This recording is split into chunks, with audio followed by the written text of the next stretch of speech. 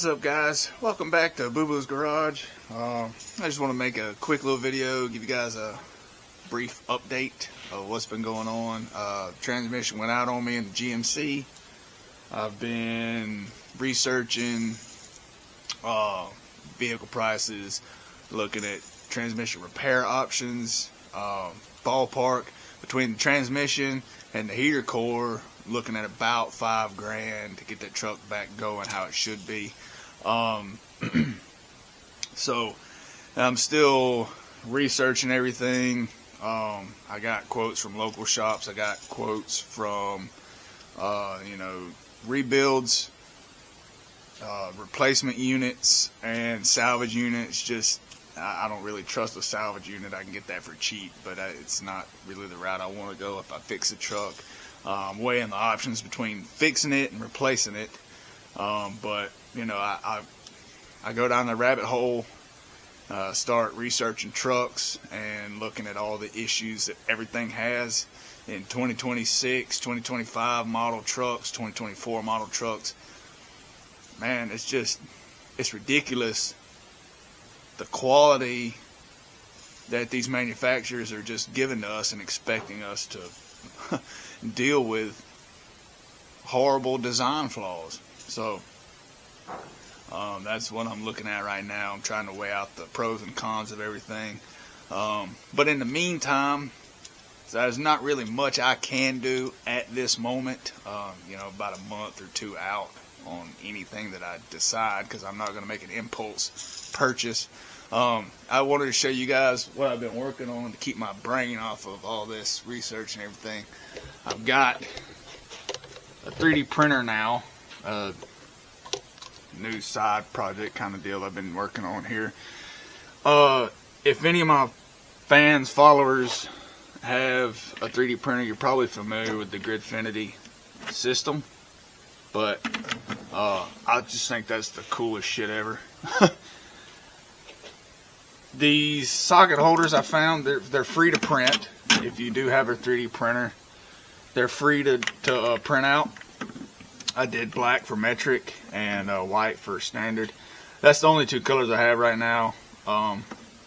You can do them in two-tone so that the lettering would be a different color contrast to stand out, but I didn't really feel like messing with all that right now.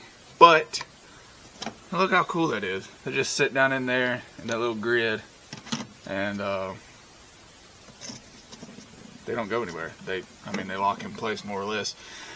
And the grids are a standard size, obviously, so that you can pretty much put anything in there that you want. I've got some wrenches here that once I get this done up, I'll put my wrenches on the same system here. They slide down in there, and I'll put that in this drawer. I'm working on reorganizing everything here. That's why it looks like this. I'm just trying to get everything resituated for now, but I've got the last two pieces that are going in here, and these just glue together. They have some that are built in with like little connectors that kind of groove together, but this was a trial run here for the top of the box to put my sockets in, so I just went with the simplest method, and I had to glue these together because I can only print my print bed is kind of small, so I can only do 6 by 6 of these little squares. So I had to make them in chunks and glue them together, and the last two pieces are on the printer right now. But I just wanted to show you guys this is what I've been working on in the meantime, as well as little tinkering projects like this, little planetary gear here. My kids love these fidget toys. So that's what I've got going on here, and I'll post update videos for you guys if I end up putting the truck in the shop, if I end up going and getting something different.